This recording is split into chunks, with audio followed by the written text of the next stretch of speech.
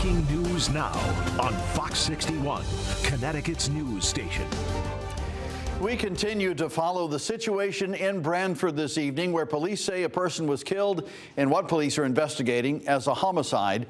Thanks for joining us for the Fox 61 News at 10. I'm Brent Harden.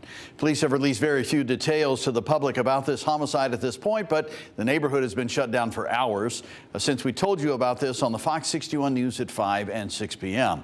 Fox 61's Kay Paddyfoot is in Branford tonight working to gather more details, and she'll have a report from the scene coming up later in the newscast. And we're also following breaking news from Enfield tonight, where police are investigating a crash involving a motorcyclist. The crash happened about a half an hour ago along Town Farm Road.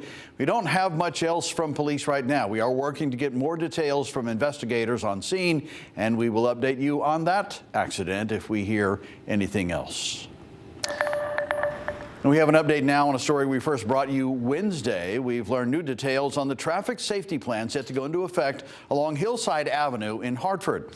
Families of students at McDonough Middle School told us they no longer let their students walk home because it's just not safe. They say drivers speed through the area, and that sent at least 2 students to the hospital in April. And this has been a trend that has parents upset and demanding change. We have no signs. School zone, school area, slow down, no speed bumps, no anything. A change.org petition was launched to designate the area a school zone and make other changes to keep students safe. And now city leaders say those changes are on the way. Fox 61's Stephen Reel sat down with Hartford Mayor Arunan Arulampalam to get the details on the plan and find out why things have taken this long. Parents of students at McDonough Middle School tell me for years they've called on changes to keep their kids out of the hospital and keep them safe. Hartford Mayor Arunan Arulampalam told me that these changes have been in the works for months. But after 2 separate instances last month when kids were sent to the hospital, parents said those changes could not wait any longer. What does this plan really entail? With these incidents coming right at McDonough School, we wanted to make sure that we could respond quickly, and so in a matter of days, we put together plans, specifically McDonough and Moylan. It'll include bump outs at the curbs so that the distance to cross is a little closer, and there's physical barriers protecting pedestrians who are crossing. It includes immediate striping so that visually you can see the lines better, cars can see the lines better. It includes some parking spaces so it narrows the road down to 1 lane in each direction. And our hope is that that slows people down and makes drivers slow down and makes it so that people can cross that street getting to school a lot easier. So is it going to be a school zone? Unfortunately, that requires traffic studies, which we have already started and been working on for months to put that school zone designation in place. But the school zone designation is, to me, it doesn't make quite as much of an impact as having the physical barriers to slow those cars down to make it easier to cross. And so we focused on trying to make sure we can get those up right away once we learned about these incidents. Longer term traffic calming initiatives will continue on, and that school zone designation is part of that. Will be put in that process. So how long is this all going to take? The school zones, I understand, will take longer, but how long until we see something really start to happen? It should be really immediate. We're moving all of our resources to addressing McDonough and Moylan School right now when it comes to traffic calming, and so in a matter of weeks, not months, in the next few weeks, you should see some really significant traffic calming initiatives and some real slowing of cars. So there were some digital signs that were posted at both ends of Hillside Avenue in that school area. I had spoken with a couple of people. They felt like they were band-aids at best for this situation because when you were driving on the road, the glare on them, you could not see them half the time if you were driving head on. So some people are hesitant with all of these plans that are going forward. What do you want to say to people who are worried that this might just be another promise that may not be fulfilled? To have kids in our neighborhoods, in our community, to have parents in our community who are worried about crossing the road to get to school breaks my heart. We hear you. We are working very hard to make sure we can address those issues now, and that you will see change, hopefully in weeks, not months, that you will see change in the immediate weeks ahead. The Hartford mayor tells me that we could actually expect to see some of the changes we heard about earlier to happen in the coming week, and that really all depends on how soon they can get their in-house crews into the area of Hillside Avenue. In Hartford, Stephen Reels, Fox 61. Hi, Stephen, thank you. Back to that breaking news from Branford tonight, where police are investigating a homicide. Fox 61's Kay Paddyfoot spoke with people living in that neighborhood who are shocked to hear what happened. Neighbors who live in the Hemlock area were shocked to see a huge police response to their corner of town. Early Thursday evening, Branford police reported there had been a homicide in this community. Neighbors tell me they knew something was up when they saw all the police SUVs in the area. One neighbor says it was his dogs that alerted him to what sounded like gunshots going off. I looked out there, I seen like all these police cruisers out here. I said, wait a minute, this is more like it's been in the past. I mean, normally you see police cruisers, like maybe 3 or 4 going the opposite direction. And there's been a couple out here before in the past, fairly recently. I think it was last year, but today was something else. And then to find like a homicide mobile unit, it's like, you gotta be kidding me. It's very horrible what must have happened up there, and we feel bad for the family and everything, but this is a very peaceful neighborhood. Everybody gets along. People are walking their dogs, walking kids. Kids are playing all the time. This is still an active scene and investigation. State police are also here as well. We'll provide updates as soon as we get them. In Branford, Kay Pattyfoot, Fox 61. Thank you, Kay. A Fox 61 update now. The state's Inspector General, Robert Devlin, ruled today that a West Haven police officer was justified in shooting and killing a man 2 years ago. Fox 61's Tim Lammers had more on what was in that report. Devlin found the officer was justified in shooting because that man had shot another officer in the leg just seconds earlier and was still fighting to hold on to the gun after that. Now, we do have 3 different police body cam videos of what happened, and while we won't show you the deadly gunshots, keep in mind it still might be hard for some of you to watch.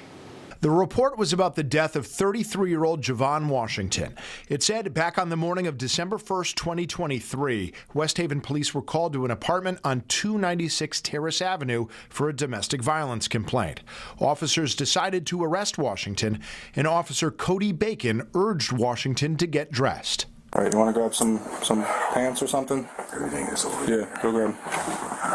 I would suggest like some sweatpants, you know what I mean? 7 seconds later, Washington reaches for clothes in his closet, stops, briefly raises his hands, and then lunges for a gun under his bed. And in the ensuing struggle, a gunshot. That shot hit Officer Bacon in his left thigh. From Officer Bacon's body cam, you can see the green laser sight on Washington's gun as Bacon put his hand on the gun's slide as the two fought for control. That laser sight was pointed near a third officer, Alex Triscritti, who called for help and briefly took cover. Shots fired! Shots fired! Before firing 3 shots at Washington's chest. For the next 11 seconds, Washington groaned in pain but didn't let go of the gun, despite the officers repeatedly telling him to drop it. He eventually dropped the gun after a 4th gunshot to the chest.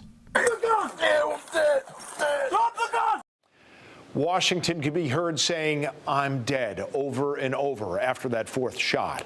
Although Officer Triscritti did perform CPR until firefighters arrived, Washington was pronounced dead at a hospital 42 minutes later.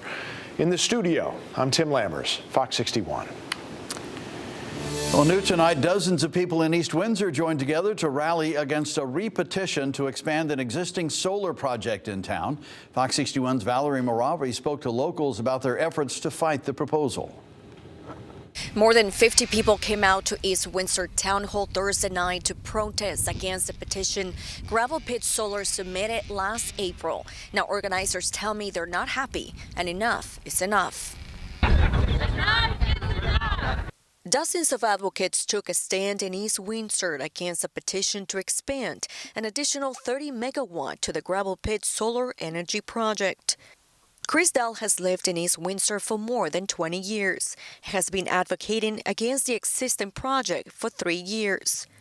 You know, our town can't absorb that, and our town can't absorb the amount of solar that's being developed here, and it's not fair and it's unjust. The proposed expansion is an addition to the existing project previously approved in 2021 that aimed to bring thousands of dollars in tax revenue to the town and serve thousands of more homes.